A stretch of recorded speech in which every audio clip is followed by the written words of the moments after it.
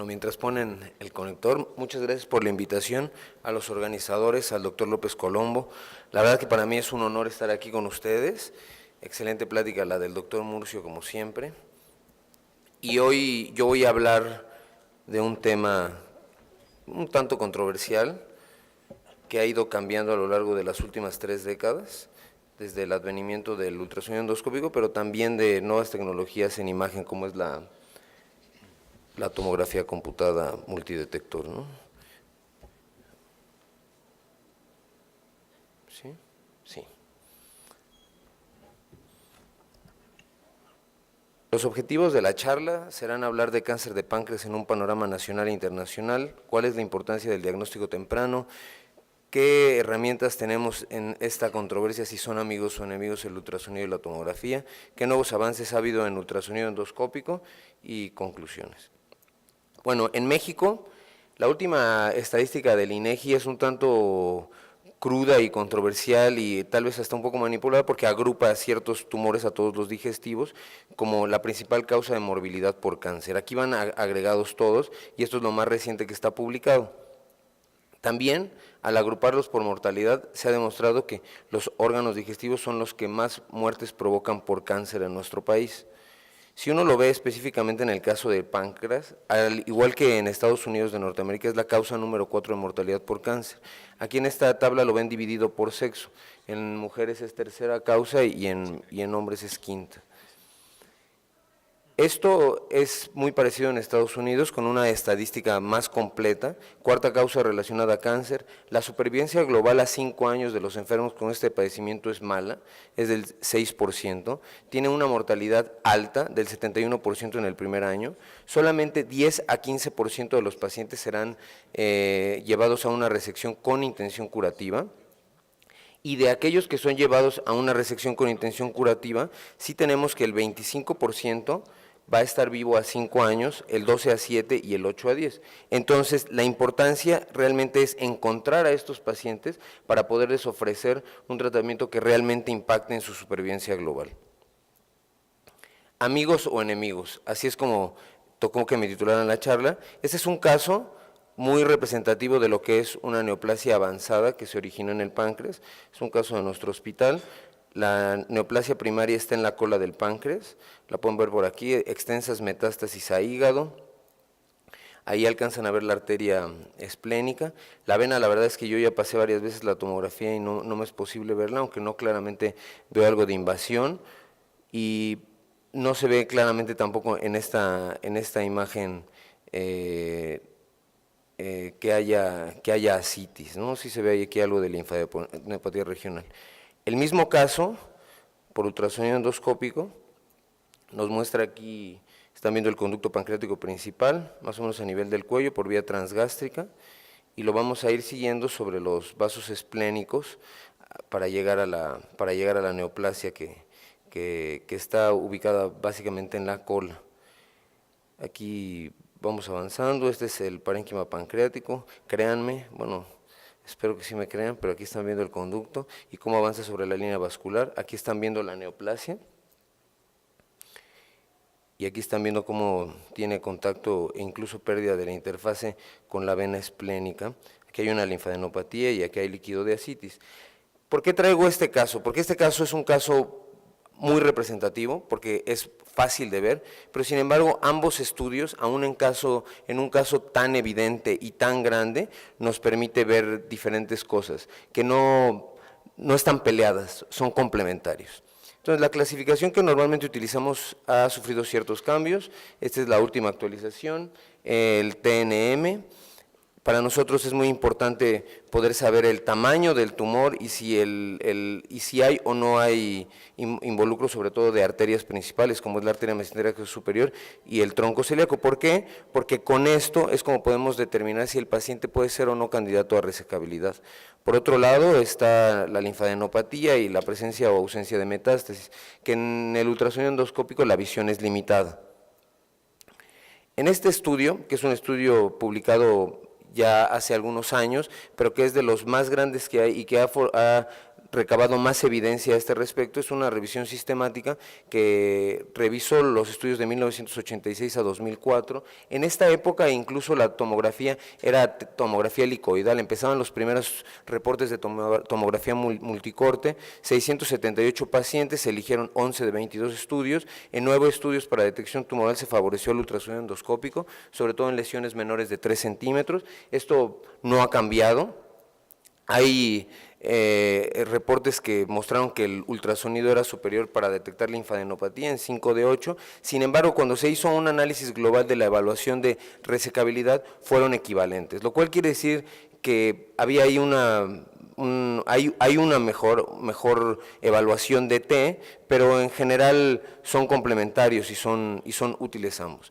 Este otro estudio, del mismo autor, es un estudio prospectivo observacional con 120 pacientes donde ya utilizó el tomógrafo multidetector. Es importante señalar que es difícil llegar a conclusiones fuertes sobre estos estudios porque toda la evidencia que hay son estudios muy heterogéneos y en general de tipo retrospectivo donde incluso la tecnología ha sido homogénea. Esta ha ido cambiando a lo largo de los años. 80 casos de tratamiento con cáncer donde demostraron que para la evaluación de la lesión tumoral primaria era mejor el ultrasonido, así como para la evaluación de T, pero en N eran muy parecidos. Esta tabla es una tabla modificada, me parece, del libro más relevante que hay en ultrasonido endoscópico, que es el Endosonography, y es la última edición, y algo que destaca aquí mucho es la eficacia. Aquí utilizan varias técnicas, ultrasonido, tomografía, resonancia magnética de abdomen, ultrasonido incluso transabdominal y básicamente todos tienen a estos dos métodos, ultrasonido y tomografía. Si ven, las cifras son muy diferentes, angiografía 56, ultrasonido 77, en este primer estudio tomografía 38, pero quiero llevar su atención a las últimas dos series que sin duda son las más grandes y que tienen más de la tecnología que usamos actualmente, la última de ellas es mexicana y estando publicada, la verdad, en el libro más importante que hay de ultrasonido endoscópico, la verdad es que es algo de destacar y de llamar su atención. Aquí demostraron en el grupo de nutrición, en el grupo del doctor Telles, que el ultrasonido era un poco mejor para detectar invasión vascular, sobre todo me parece era la arteria mesentérica superior. ¿Qué herramientas nuevas tenemos en ultrasonido endoscópico? La elastografía no es tan nueva, este estudio donde nos demuestra que no fue más útil usar elastografía para detectar malignidad porque ultrasonido convencional, ultrasonido endoscópico convencional, este es un estudio viejo, pero la elastografía es algo que ya se quedó. Ahora, no todos nuestros equipos actualmente tienen elastografía, de hecho las nuevas generaciones son las que lo tienen, pero es una herramienta que sin duda en casos de una biopsia negativa, de una doble biopsia, o sea, ayuda a tener más información y lo está demostrando. Si bien en este estudio en particular para linfadenopatías no lo ha demostrado, hay otros más pequeños donde se ha demostrado una ganancia marginal. Y dos estudios que se presentaron este año en el Congreso Americano de Gastroenterología, la verdad resultan muy interesantes cuando hablamos de si son amigos o son enemigos estas dos tecnologías. Este estudio fue hecho en pacientes en los cuales habían tenido pancreatitis aguda idiopática o tenían pancreatitis crónica idiopática y tenían una imagen sea por resonancia o por tomografía, donde no habían demostrado ninguna lesión neoplásica. En estas dos fotos, que son representativas del trabajo, muestran cómo tienen un paciente que muestran un páncreas donde no hay ninguna lesión o ninguna alteración que sugiera lesión, y en el ultrasonido endoscópico encontraron una lesión de 1.2 centímetros hacia la cola. Es un estudio retrospectivo que analizó 11 años, de 2005 a 2016, pacientes con pancreatitis aguda idiopática o pancreatitis crónica, y lo que hicieron fue un análisis para saber cuántos de estos pacientes podían tener cáncer sin que lo sospecháramos en una imagen de alta calidad inicial. Y aquí la conclusión a la que llegan es que tienen 25 casos de cáncer de 951 estudios con una tasa de eventos de 2.6%.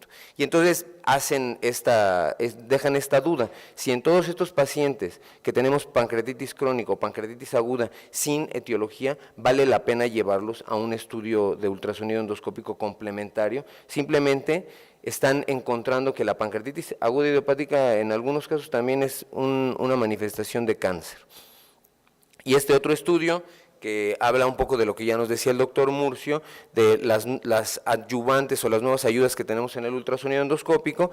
Este es un medio de contraste de segunda generación, son partículas de aire cubiertas con una membrana lipídica, y lo que hacen en este estudio es muy interesante.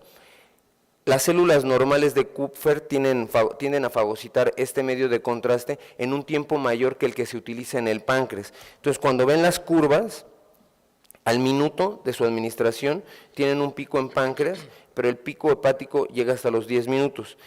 Entonces diseñaron un estudio doble, que realmente es un estudio muy interesante, es un estudio japonés, donde lo que hacen es inicialmente rastrear el lóbulo hepático izquierdo con un ultrasonido normal, posteriormente utilizar el medio de contraste en su fase pancreática, donde tienen o sea, como que todas las características que ayudan para la detección de neoplasias en páncreas. Aquí toman la biopsia y después, a los 10 minutos, hacen un rastreo hepático nuevamente.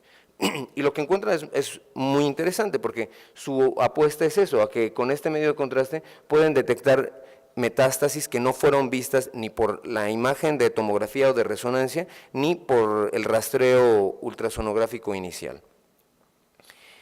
Evaluaron 338 pacientes y en 6 casos, que fue 1.8 de estos pacientes, solo se detectó actividad metastásica en hígado con un ultrasonido endoscópico ayudado de contraste armónico. El tamaño de las lesiones de estas metástasis hepáticas fue de 3.5 milímetros en promedio, con un rango de 3 a 5. Aquí tienen una foto de una de estas lesiones mientras le toman una biopsia. Pero esto es muy importante porque en estos 6 pacientes pasaron de ser una etapa potencialmente resecable a estar en etapa clínica 4. Entonces impactó. Entonces, ya como para dar como final a esta parte de si son amigos o son enemigos, yo creo que no solamente son amigos, son best friends forever. O sea, son tecnologías que nos ayudan, que van de la mano, que si las tenemos las vamos a utilizar de una forma conjunta y que no podemos separar. No creo que uno sea mejor que otro, creo que ambos dan buena información y que las debemos de utilizar en cada contexto clínico adecuado. Entonces, la meta de un diagnóstico y etapificación correcta es ofrecer tratamiento potencialmente curativo a aquellos casos que así lo ameriten. Son pocos, 10, 15% es lo que dicen los datos actuales, pero debemos de hacer todos los esfuerzos por encontrarlos.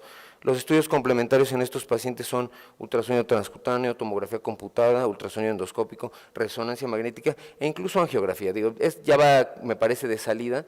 Creo que lo que estamos viendo es notable en todos los avances tecnológicos en toda la medicina, no nada más en la endoscopía. Entonces, no podemos llegar a conclusiones tan concretas o tan claras en ciertas cosas de lo que va a pasar con la tecnología actualmente. Pues le doy muchas gracias por la invitación y este es el departamento de endoscopía del cual formo parte actualmente. Gracias.